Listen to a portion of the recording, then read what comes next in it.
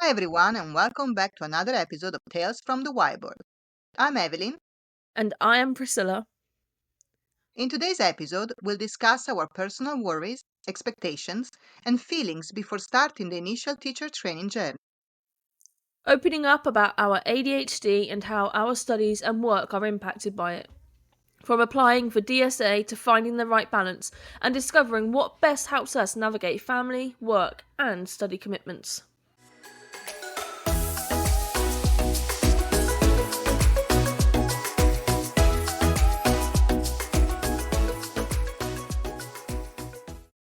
We were texting each other last week about how excited we are to begin our initial teacher training, but also how the worries are starting to creep in. For me personally, it's not really the workload. Studying for my BA full time over the past 3 years has definitely prepared me for that. What I do find myself thinking about is how to build a positive relationship with my mentor.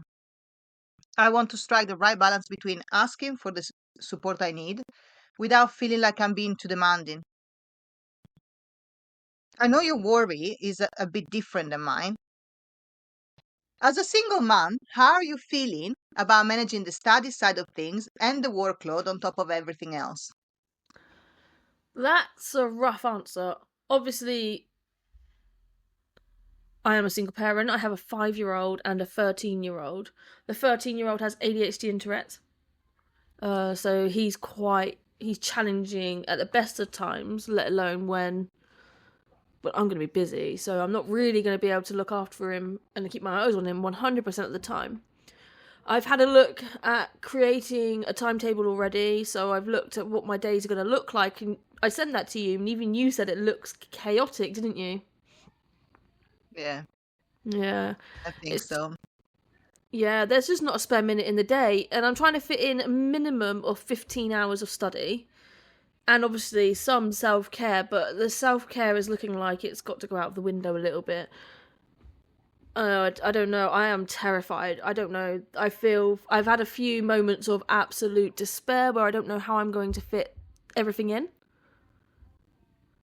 I just don't know what that is going to look like for me. Um, I know that I've been trying to plan my weeks carefully, but I know there will be days where something just doesn't go according to plan, as that always happens, doesn't it? So I'm hoping being organised will help, but I'm also preparing myself for a lot of trial and error, and I think I'm kind of hoping that you're going to be there to lean on a lot of the way. We'll be there to help you, that's for sure. And I completely understand the way you feel now. I think for me as well, I was a few days ago when I texted you, I was really, really worried, Sila. But then I had time to think about it, and I was like, from feeling like maybe I made a mistake of choosing to become a teacher and wanted just to rewind, go back and start again and just stay as a TA. I then realized then, I've been wanting this for the past 4 years, and I'm finally so close to achieving my goals. Then, you know, I need to stop worrying so much and just see day by day what's happening. And if I need to make adjustment in my plan, I will do that. But yes, definitely your schedule looks insane. I think you put too much pressure on yourself. Just relax. I think you're right with that, but I think that's because I want to be a good parent still. I still want to do my 5-year-old's homework with him. I still want to spend time with him, do his bedtime routine, give him a bath, read him a story, and do all those kinds of things while managing the older one and making sure that he's trying to reach his full potential, cracking down at school, focusing, behaving himself, and then doing my own stuff as well. I also want to clean house on top of that, the washing done, the dishes done, the floors mopped. And I think that's where the pressure comes in when I then think on top of that I also need to do the 15 hours of studying. So, what about maybe delegating someone else to do certain things then you don't have to do? Not the parenting. certain things that you don't need to do yourself, but someone else can do? Maybe you can delegate someone. So my sister has actually said to me that if I'm finding it really, really hard, she'll come in either once a week, like on a Friday, or once every other week and do kitchens and bathrooms for me, which will be a massive help. I know that. Yeah, that would be great. That would be really, really good. Like, I think I'm I going to would have to take take. that offer on. Yeah, I think I'm going to have to just have that one because actually, the kitchen, if the kitchen's dirty, I know that mentally I spiral. I can't handle it. The kitchen for me has to be clean. It has to be. Especially where I study, it needs to be tidy. Because if it's messy, I cannot concentrate. Same as me. And the floors, I need the floors mopped. Yeah, everything needs to be clean. Ugh, Yeah. working in a house, that's not convenient. Anyway, let's move on. So, during our induction days, I had a bit of a glimpse into how the training day will look like. And I know that every Wednesday I'll be meeting with my cohort of the at the training center. So I enjoyed the first chance um, to be with our other trainees, to learn together, ask questions, and share our early experiences. That was fun. It was reassuring as well. Hear that, like us, so many of them has the same fear and excitement. So we're not alone in this, Silla. Um, and knowing that we are not alone makes me feel like we are stepping into this journey together, and we are going in the right direction. So, Silla, how was your induction day? Did he help you ease some of your worries, or did he make you think even more about how you balance everything? My induction was a lot different to yours. So I did an in-day induction at the school that I'll be training in. I met my mentor, who is absolutely lovely. She's really kind. She had like a lot to say. She said she's willing to help. She's excited for the journey herself as well. So that's great.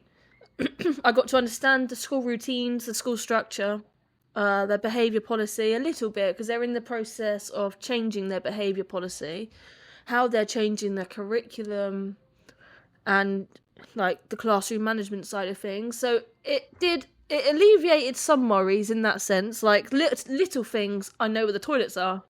I think if I can remember, and the staff room. Little things that that's going to be a bit worrying.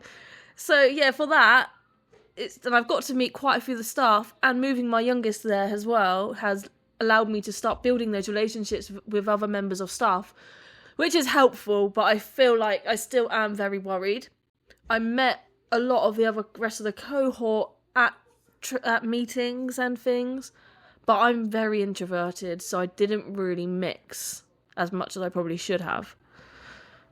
And there was a lot of people talking to us, rather than us having the opportunity to mix. Not that I would have wanted the opportunity to mix because it's me. So yeah, I think it's added a little bit to worrying how I'm going to balance everything. Looking at the paperwork the teacher had, who's my mentor, this massive folder she had for one thing, like these interventions they do, and I was just thinking, I might have a panic attack. No, like you, I struggle, to mingle with the people in the cohort. But I try my best, I went in and I tried to be friendly and talk to everyone. It was hard. I was nervous. I didn't find my group yet of people that I can um, talk for support.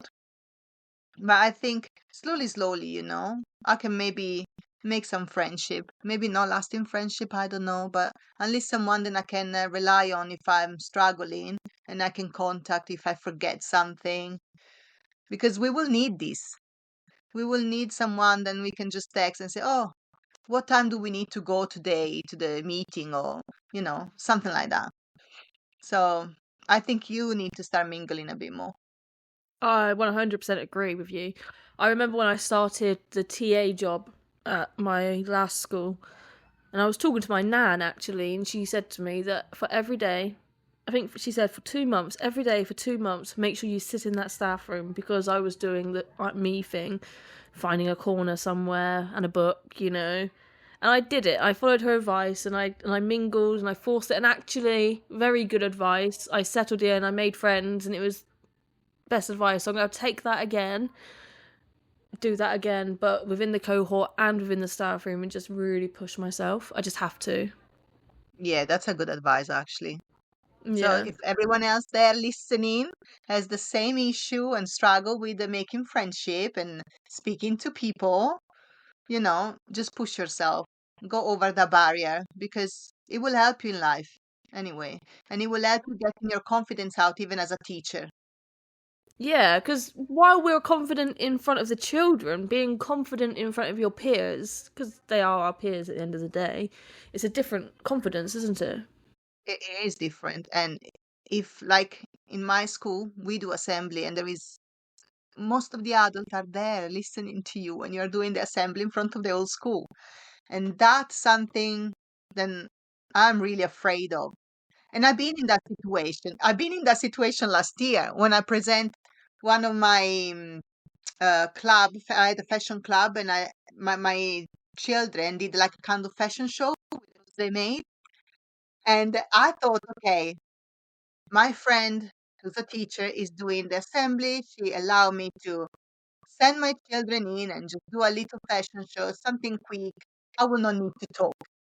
Instead, she just called me in front of the whole school and said, and I had to explain why we chose to use the rubbish to do our clothes and all that, and present my student. And I was freaking out, and I couldn't find the words, and it was terrible. And then they told me you're gonna have to do it for the key stage two, because for the key stage one, because we do key stage two assembly and then key stage one assembly. Our hall is not that big to accommodate everyone.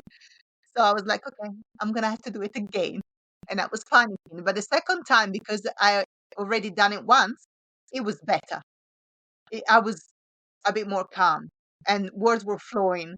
The first time I could see some of my colleagues trying to give me hint of what word to use. And I was like, I cannot think. I'm blank, completely blank. I was like, nope, this is not one thing that I want to do every week or once a month.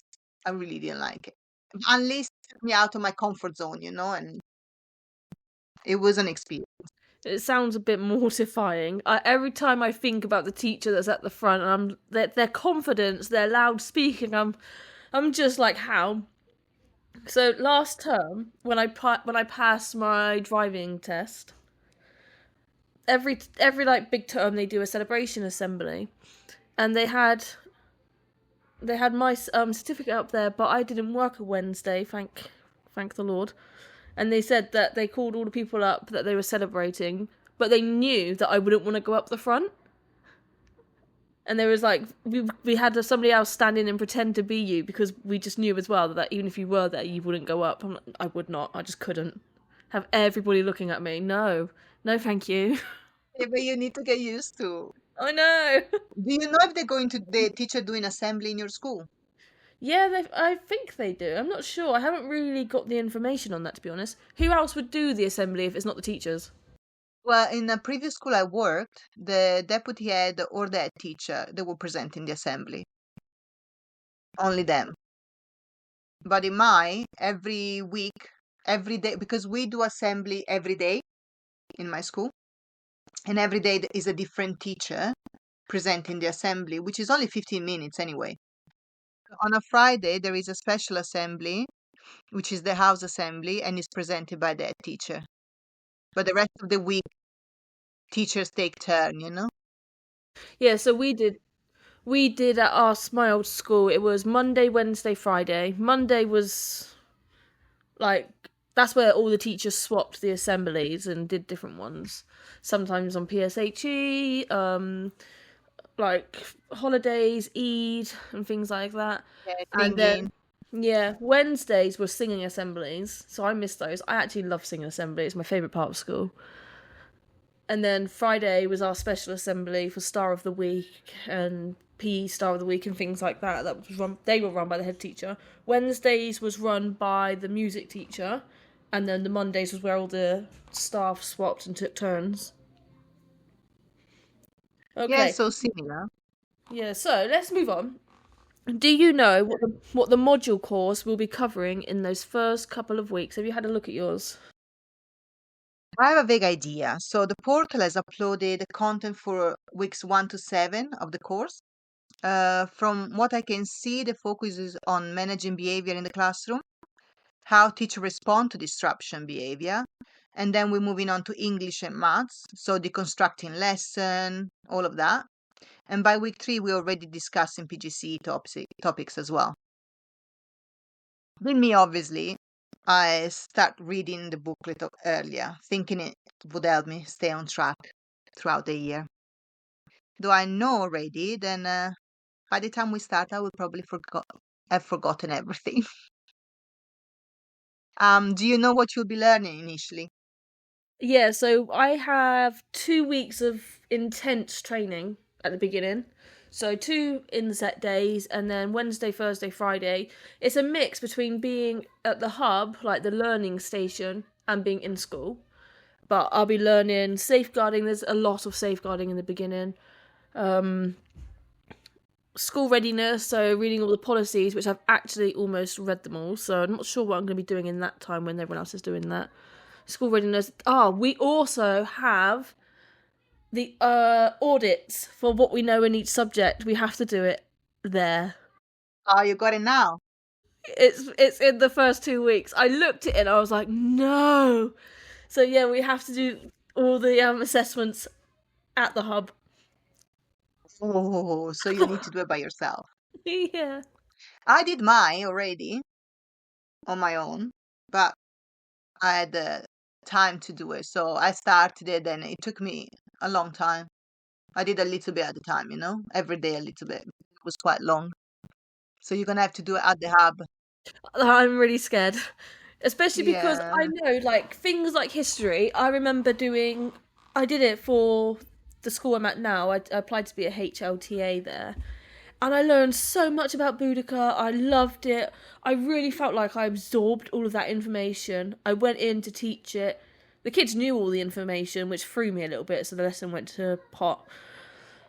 But I knew it all myself, and I was well versed. Do you think I can remember any of it now? No, Not a thing. definitely not. But if you go through it again, you will easily pick it up again. Yeah, but that's the thing, though, isn't it? So I find that I can learn what I need to learn to teach it, but to hold on and to retain that information ready for a few months' time, that's where I struggle. I have the same problem. I learned the information, and then 6 months after, it's all gone. Like I never learned it. But then if I start reading it again, or someone tell me, "Oh, yeah, this is how you solve this," and I was like, "Oh yeah, yeah, now I remember." Yeah, that's the same as me. That is the same. So that's where I'm worried that I'm going to go into these curriculum audits and come across like I don't know anything, but actually it's not that I don't know, it's that I struggle to retrieve that information. Yeah, you struggle with long-term memory. Yeah, and working memory. So that does lead us on quite nicely into our next part. We struggle with moving our information from short-term memory to long-term memory. And so for me, I need to connect the information to an emotion. So everything that has an emotion connected, which is positive or negative, stays in my long-term memory forever. Other things that have no emotion connection, they go away to make space for other information that maybe I need at that time. So this is very difficult because when you study, how you connect your learning with an emotion. So if I get frustrated with something, which takes me a long time to understand, then it's probably more likely than I remember it. But otherwise, what type of emotion you're gonna attach to your learning when you study is very difficult.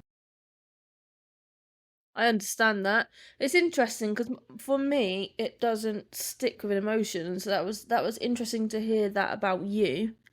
So for me, I need to be able to put it into practice.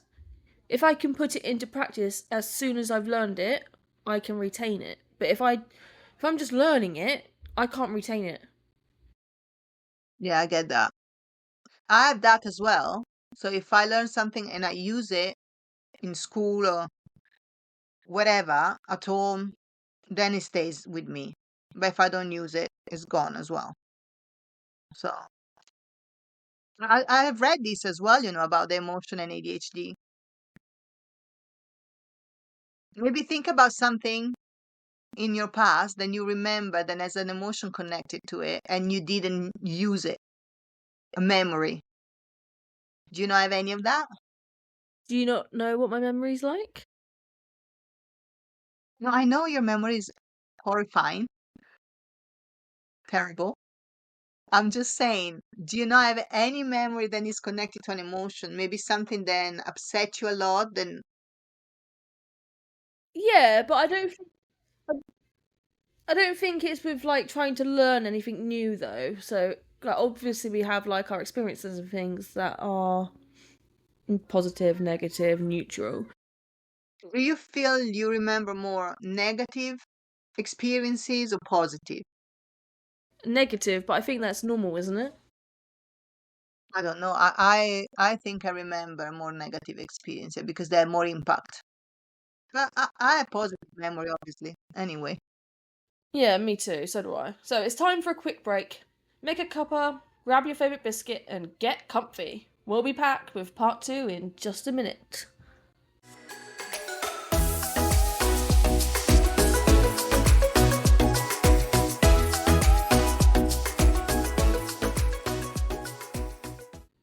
we're back with more insight in our lives as a trainee teachers. I'm curious, was it difficult for you to open up with your training provider about your ADHD? Yes, I think so for me. I have a sense of embarrassment about ADHD. I feel like ADHD, because everyone thinks they have it, it's being trivialized and seen as something a bit trendy to have, and everyone's got it. And I don't think people really understand the true struggles of what it actually means. So even now, I was out the other day, and I think my sister said to me, "Oh, that's your ADHD," and I just wanted her to be quiet. I didn't want her to verbalize that to everyone around me that I'd been diagnosed with that. I didn't want to be tarnished with the same brush that, oh, I was just saying I have it, and I've diagnosed myself on TikTok, which is not the case, by the way. I do have an official diagnosis. Both do, yeah. Yeah, we both have an official diagnosis. You got yours a while ago now. Yeah, 322. Yeah. So for me to then have to admit it to the training provider and the university, which I did both, I kind of felt shame. A lot of shame. And then to have all the other things, so applying for things as well, I felt a lot of shame. What about you? I didn't want to tell them that I had ADHD. I thought if I tell them that I've been diagnosed, maybe they're going to penalize me or judge me, or maybe they will not want me to be part of the course. But then I thought, okay, they work in school as well, they deal with children with this condition. I shouldn't feel ashamed about my condition when these people should know what this condition um, entail of, right? And they shouldn't, how can I say, they shouldn't penalize me because I have ADHD. But on the opposite, they should give me a chance, because probably I will understand SEN children in the class better than person who didn't experience the same thing. So I decided then to tell them. I think I told them during my interview as well because I was really nervous and I said, I'm sorry, I have ADHD. And, I get really nervous in new situation. And they were like, oh, just fine, it's fine, take your time. And they were actually very understanding. Um, they said then they encourage teacher with ADHD, in the class because it will help children who have this, that have the same diagnosis feel more included. So that was actually um, very calming, and comforting. Then they have these ideas. But yeah, I feel like sometimes I don't want to say I have ADHD because it's a trend on TikTok, it's a trend on Instagram. Everyone has ADHD now because maybe they have a symptom, one or two, and they don't actually fit their profile. They think they have ADHD. And I notice they make a mockery of it. And sometimes there is video where they say, oh, ADHD is not actually a disorder. It's a positive thing to have. It gives you creativity. And that's not the case. You are creative because it's your personality. That's not your ADHD. I'm a creative person. Now I'm taking medication. I'm still the same person. I'm just find it a little bit easier to do certain things like staying focused or fidgeting less or paying more attention to a person talking to me.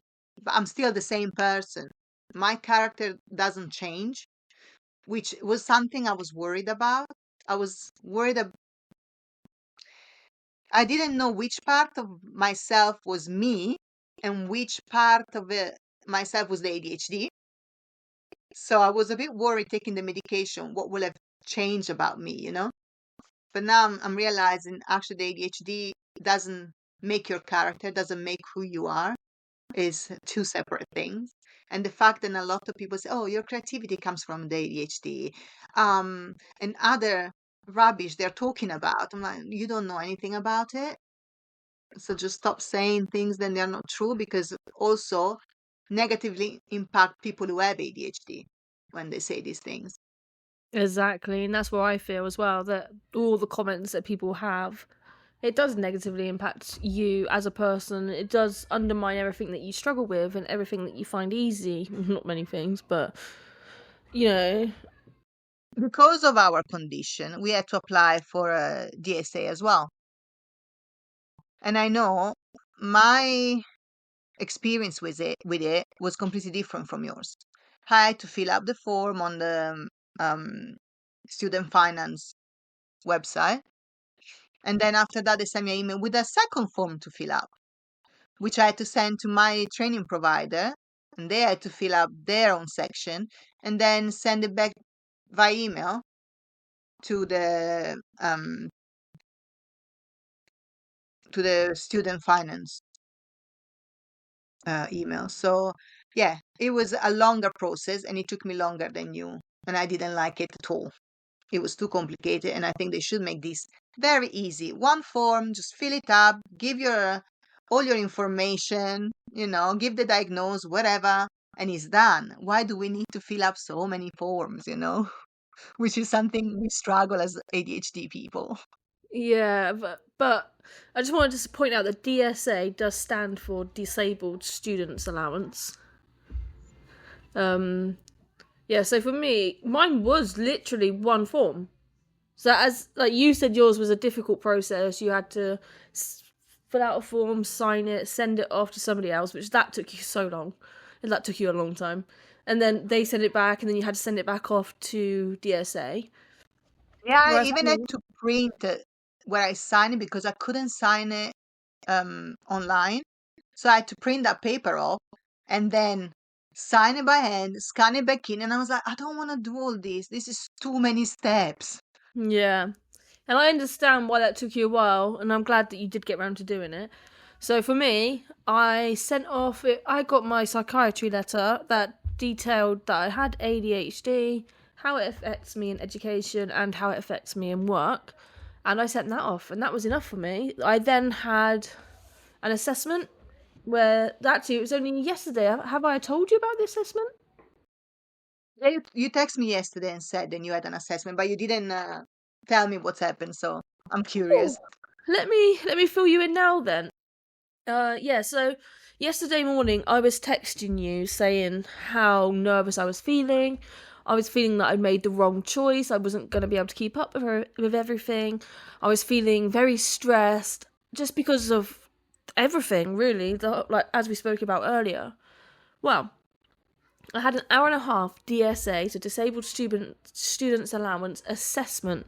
It's called an assessment, but it isn't really an assessment. They're not assessing you to see whether you have the condition or not. They're trying to see what help they can give you. So I have been told that I'm eligible for a laptop. Even though I have a laptop, I have one that does not have good specification. I'm not even using it anymore because it's so bad, it's so slow. So yeah, I get a laptop with a backpack. I have to pay the first £200 towards the laptop. I get an ink and paper allowance of £216 a year because I prefer to print and read rather than read on screen. I'm getting noise cancelling headphones. Yeah, me too. Yeah. Note software called Genio Notes, which is a bundle version, plus a microphone and a backpack so that I can take notes easily. I'm getting a tutor and a mentor for 40 hours a week. The tutor is to help me go through the work that has been set so that I can then make sure I've got the right end of the stick and that I actually have read that right and I know what I'm doing rather than going off on a tangent. And the mentor is to help you through everything that you find difficult with balancing it all, helping you to put those routines in place and those structures in place. I'm getting another piece of equipment called Scholasy, which summarises articles for you, searches for other articles that use that article. Oh my God, I need that. I need it in the 3 years I've been with uni. It's so good. When he was showing me, I was gobsmacked, and he was like, "Does that sound good?" I'm like, the way he described it is that if neurotypical people are on a level, ADHD people or neurodivergent people are far below that. This software that they're giving us isn't to take us past neurotypical people, it's to bring us up to their level. At the same level, yeah. Yeah, so that we can have the same access. And I could have almost cried. So on top of that, there's another program called Read and Write. It proofreads all of your work for you. And does stuff like that. I can't remember all of it exactly. There's another one called Mind View, which is brain mapping, and he said this one stops hyperfocus because you put your work and you start the mind map. It does it for you. You don't have to worry about making it look pretty. It does it all for you. Then you put all of your research into that mind map, and it will show you how much research you've got, so you know when to stop. And once you've done everything on that mind map, it then takes it, puts it in a Word document and structures out your assignment for you. So you're not getting lost in that organisational chaos, which is where I really, really struggle. Can I say something? I went through my 3 years of uni. Every year I try to apply for DSA. But because the process was so long, and the first time I tried to apply, they gave me a 30 pages application, which I refused to do it. So then I struggled to go back and do it the next year and the next year. I missed out on a lot because I used ChatGPT to summarize some of the article when I was struggling. And I was like, that will have helped me so much more and make my life way easier. That's what I was saying to the guy that was doing the thing. I was like, I cannot believe that if this is bringing me up to the level of neurotypical people, I can't believe that they can do this stuff without it being such a challenge. For me, just the mind mapping and getting it then... I don't know. For me, just the mind mapping and then getting it into the next document, that is such a brain fog. I really struggle to see how I can do that. But to have that done for you, so then you can just focus on the actual work, that is incredible. And there's another app I haven't told you, it's called Global Tasks, and that is a to-do app, so it does all your to-do lists for your daily life, for your university, for everything. It works on a desktop, it works on your phone. There's another one that's really, really good. That Genio Notes. Yeah.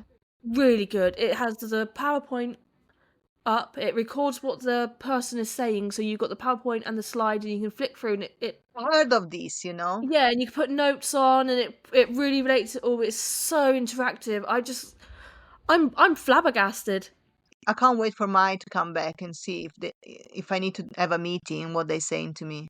Because wherever they give you, I want it as well. Honestly, I need all that. Honestly, I just can't believe the amount of accessibility that they're giving me, because I was really worried about everything, going to seminars and being able to keep all of that information, being able to put that information across to other things. It was making me panic, and honestly, I cannot believe it. Yeah, I'm now regret no I've done this during my uni. I think you would have saved a lot of time. Yes, because I spent days and days just sitting on my bed trying to figure it out what I was doing. And then going on ChatGPT and ask her, what is this question mean? And ask my mentor, can I contact you and understand what I need to do because I'm very confused. And it was hard and I felt embarrassed because I was contacting my mentor. I didn't feel free to just email whenever I wanted.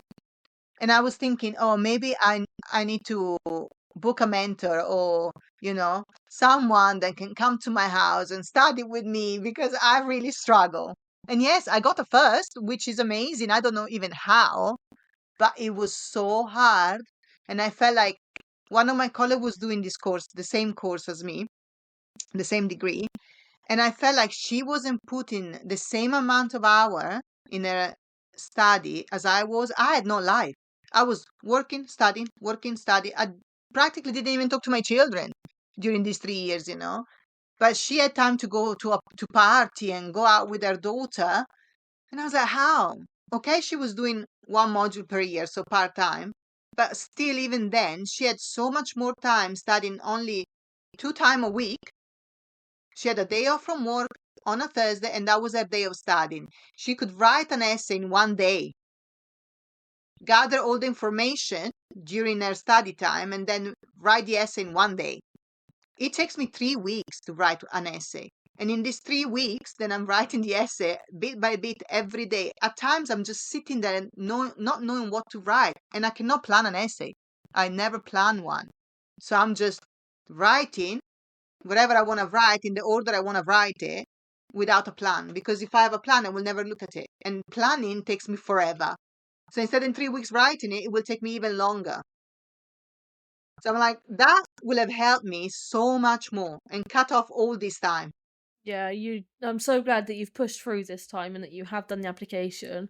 And I'm excited for you to get your assessment as well. Yeah, I can't wait.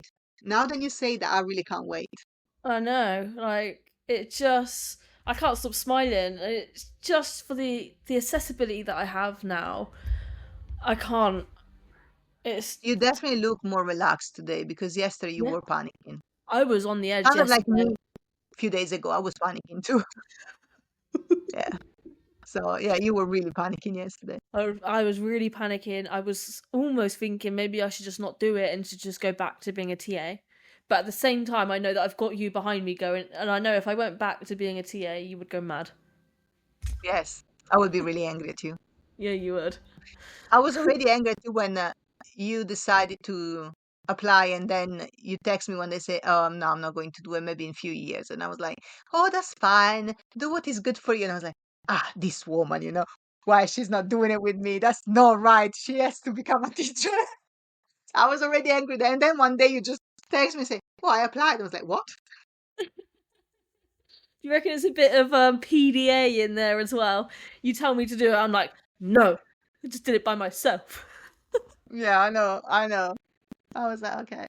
So, Silla, apart in your study, then we understand we both have difficulty.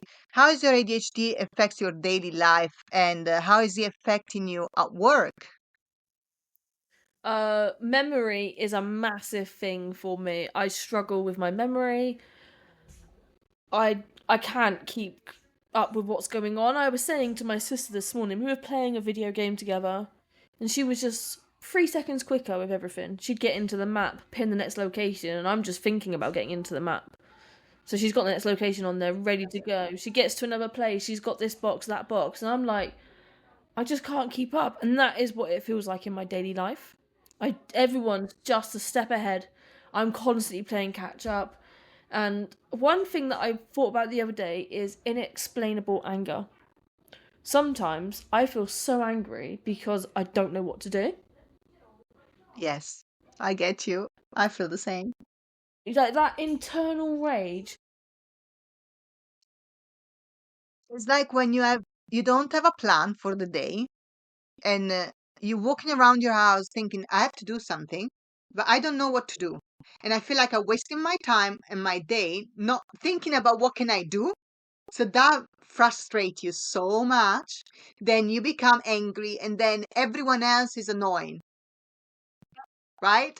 And you don't want to see anyone, but at the same time, you're thinking, I need to do something with my kids as well because this is not good parenting. So you feel ashamed and anger, and it's everything overwhelming you. And then you just want to close yourself in a room and just shut yourself away from the world.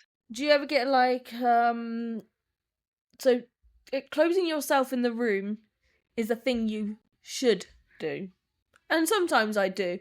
Do you ever get to a point where, I don't know, something might be just slightly out of place? You're in that anger, you're in that frustration, something slightly out of place, you absolutely flip.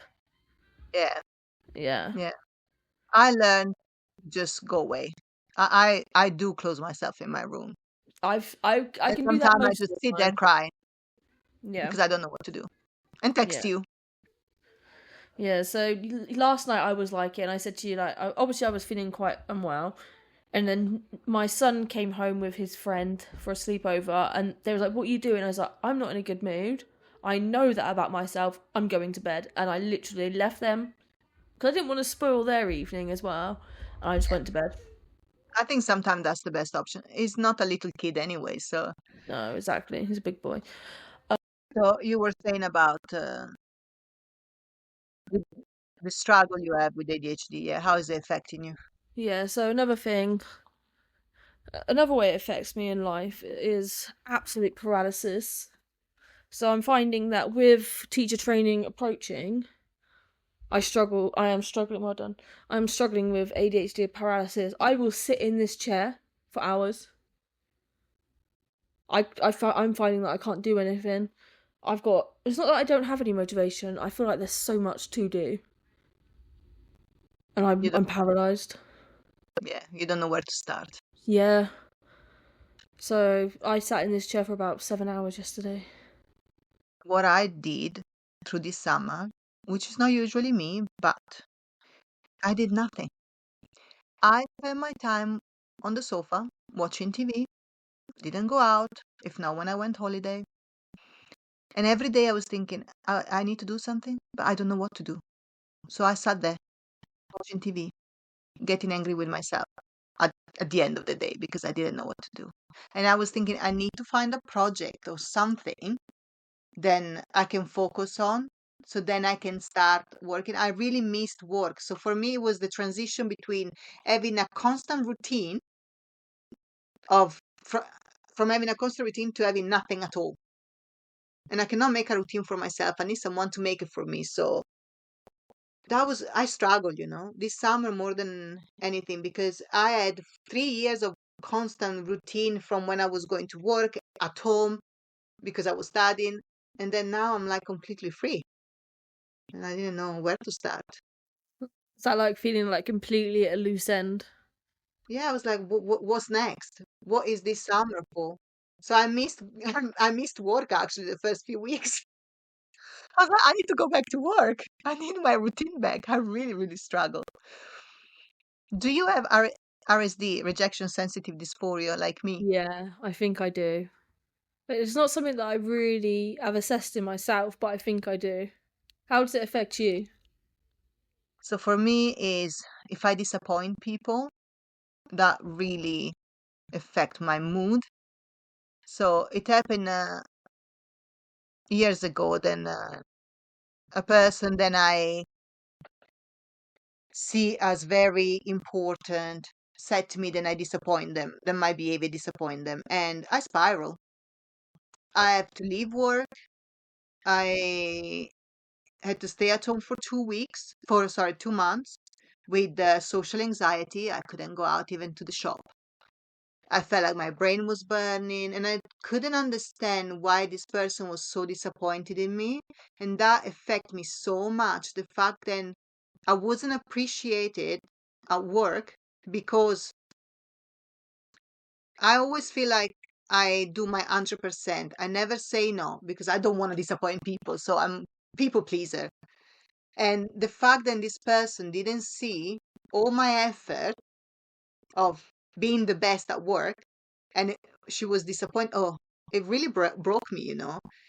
And if it's any person, then I have some, I don't know, high consideration, say to me, then they are disappointed. I'll break.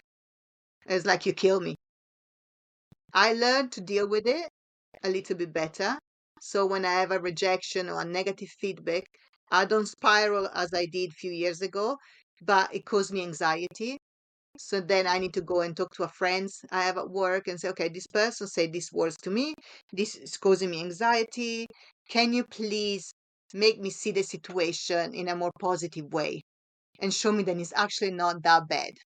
Because in my head, I would keep replay the same scenario over and over and over until it just get worse and worse and worse. I do remember you coming out of work for that time and you were so unwell. I was super unwell, like Uh, really bad. I actually worried for you then because I think it happened. Did it not happen 2 years in a row around the same time?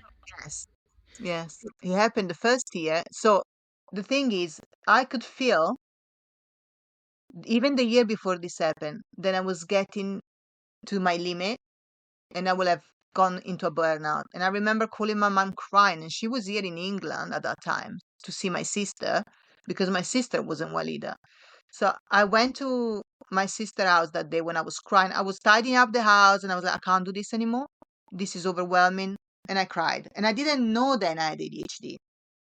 So that was, it wasn't an information I had. So I went to see my mom. She brushed it off like, you're going to be fine. And then the year after this happened, I discovered I had ADHD, and that was September. By December, because anyway, this was fostering inside me, isn't it? The fact that I was burning out with studying and everything, looking after the kids, keeping the house tidy. It was too much working. So by December, my RSD kicked off. This person said something, then she was disappointed in me, so that kicked everything off. And I stayed away for 2 months. And then the year after, even though I was taking antidepressant for my anxiety, I stopped taking them. I wasn't on medication for ADHD. I asked my doctor to send me back to the clinic, and I had to wait for another year before I had the appointment and another year to go to the appointment. So that took a long time. So the year after, I was again in the same predicament.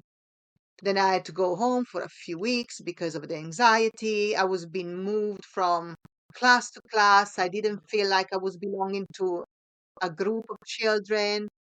So that as well um, disabled me because I cannot go from, if I have a routine and I know this is what I'm going to do today, when you change it, that confused me and really upset me.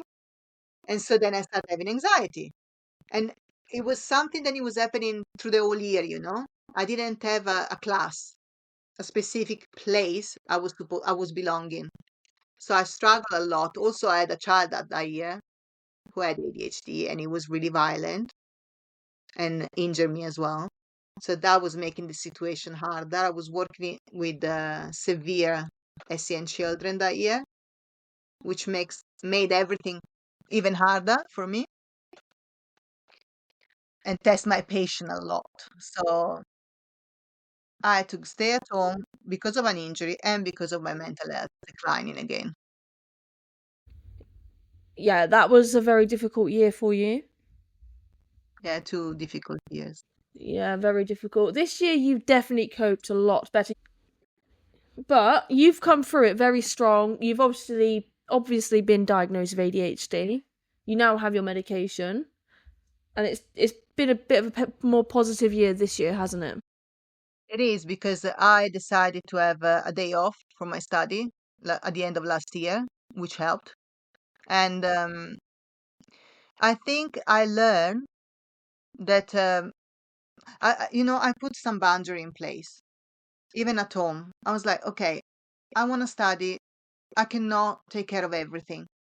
And so certain things that they are not so important, I just left them behind. Like I'm not so fussy about the mess in my house because I couldn't cope with everything. So I left some stuff behind. Yes, my house is not perfect like it should be, like it was before. It doesn't matter. It is not the priority, you know? This is what I left behind. But I think putting these boundaries in place and taking that day off for my study helped me a lot. Also, this year they didn't move me class, so I was in year 4 the whole year. I only moved a few times, which helped. And my Senko really understand the way I am and my condition, because I do work hard and I'm good at my job. They learn to accept the way I am, and the way they talk to me now is different than they used to be. So when they ask me to go to a different class, it doesn't feel like, oh, you are ordering and there is no option for you. They just say, do you mind going to this class? And I normally say, I don't mind, I'm going happily, you know, but they make me feel more at ease in the way they speak to me. So it really helped. That's good. And I think your advice as well about talking to people to get a different perspective is really good, and it can help anybody, even if you're not ADHD, even if you don't suffer from RSD. You should talk to other people. Always keep talking. Don't bottle things up, but especially when you're working in the school system, because it's hard work. It is at work, and you need to find your community of people you can rely on when you need help, because it will make working in school way easier. If you're a TA, if you're a teacher, there is so much to do, so much pressure, and sometimes the behavior of the children can make you feel stressed. Um, you can lose patience. So having someone then you can rely on is very important. 100% agree. Okay, sadly, that's all we've got time for today. But don't stress, we'll be back in a few weeks to spill all the tea on stepping into our new classes. You don't want to miss it. Thanks so much for tuning in, everyone. Don't forget to like, subscribe, and drop us a review if you can. Have an amazing week and keep chasing those dreams. You totally got this.